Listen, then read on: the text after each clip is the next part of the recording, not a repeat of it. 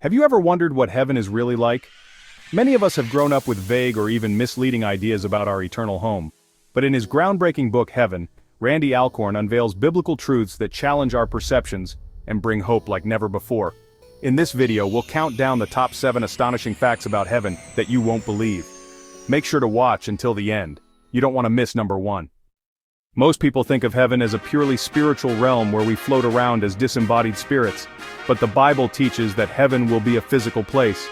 Revelation 21 describes the new earth as a restored, tangible world where we will walk, talk, eat, and live real lives. Randy Alcorn argues that heaven is not an abstract idea but a fully restored creation, our perfect home just as God intended. Think about it.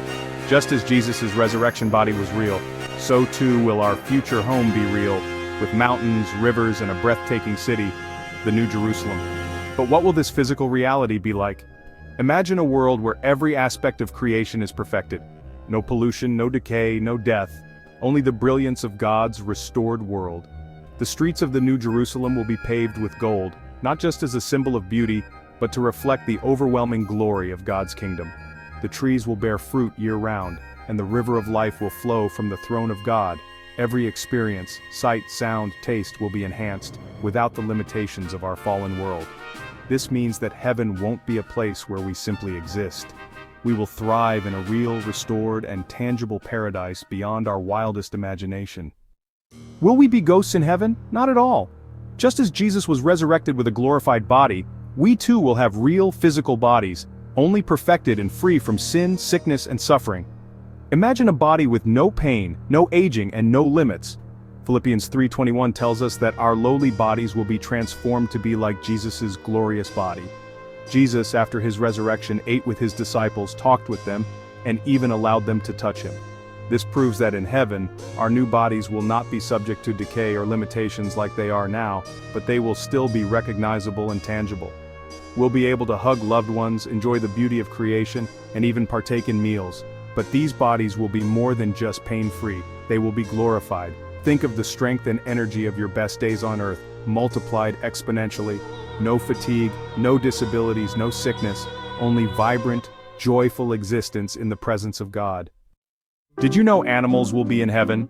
Isaiah 11:6-9 describes a world where the lion and the lamb lie down together, and children play with wild animals safely.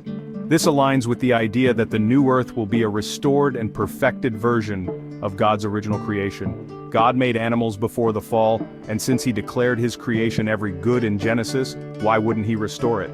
While Scripture doesn't explicitly say if our pets will be resurrected, Alcorn suggests that God, who created animals for our joy on earth, may very well include them in the new earth.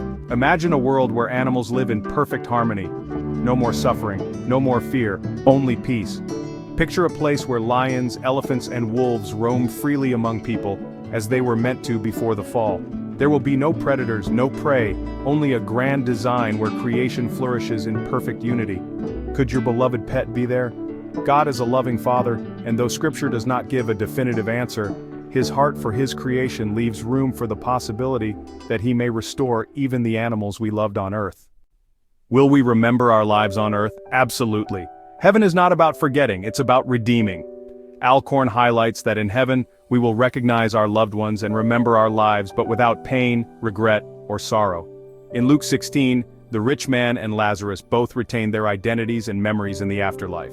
Jesus himself, after his resurrection, was recognized by his followers, and he engaged with them personally. This strongly indicates that in heaven, we will retain our consciousness, experiences, and relationships. Imagine the joy of reuniting with loved ones, embracing those who have gone before us, laughing and sharing stories of God's faithfulness.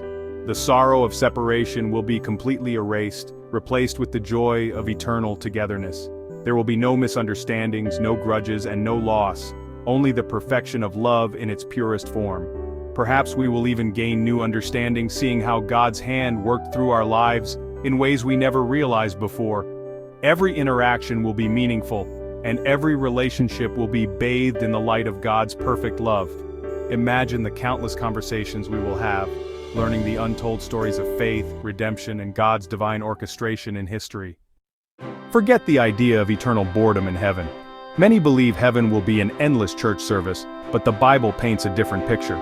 Revelation chapter 21 and 22 speaks of nations, kings, and meaningful activities.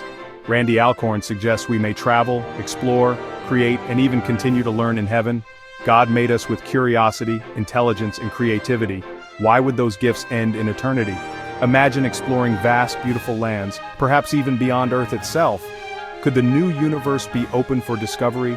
We may learn new skills, engage in incredible conversations with great minds from biblical history, and embark on adventures beyond our imagination. The new Earth will not be static, it will be filled with purpose and joy. Maybe we will build cities, compose music, or write books. With eternity ahead of us, every day will be filled with wonder and excitement. Think about what it means to live forever in a place of infinite possibilities. What if we could visit different realms of creation, uncover mysteries hidden since the foundation of the world, or even engage in new forms of artistic expression never before imagined? The depth of joy and exploration will never end. We will have an eternity to experience all that God has designed. Does work sound like a punishment? In heaven it will be a joy. Before sin entered the world, Adam and Eve were given meaningful work in the Garden of Eden. Work was part of God's good creation.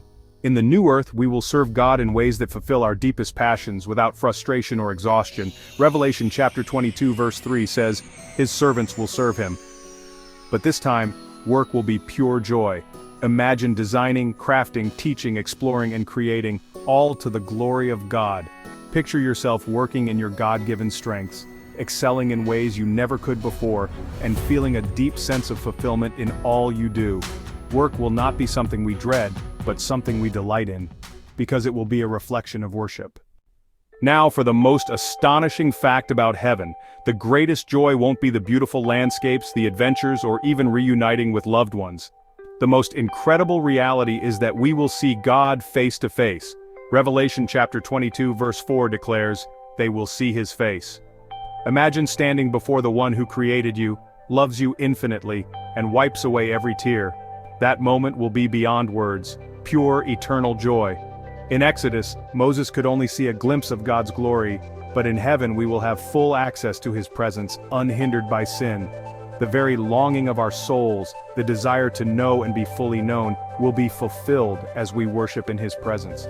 We won't just hear about God, we will see him, experience his love firsthand, and bask in his glory for eternity. That will be our greatest reward. Heaven is far more amazing than we can imagine. Randy Alcorn's book, Heaven, challenges us to think biblically about our eternal home. If you found this video inspiring, let us know in the comments. Which fact surprised you the most? Be sure to like, subscribe, and share this with someone who needs hope today. Thanks for watching, and God bless.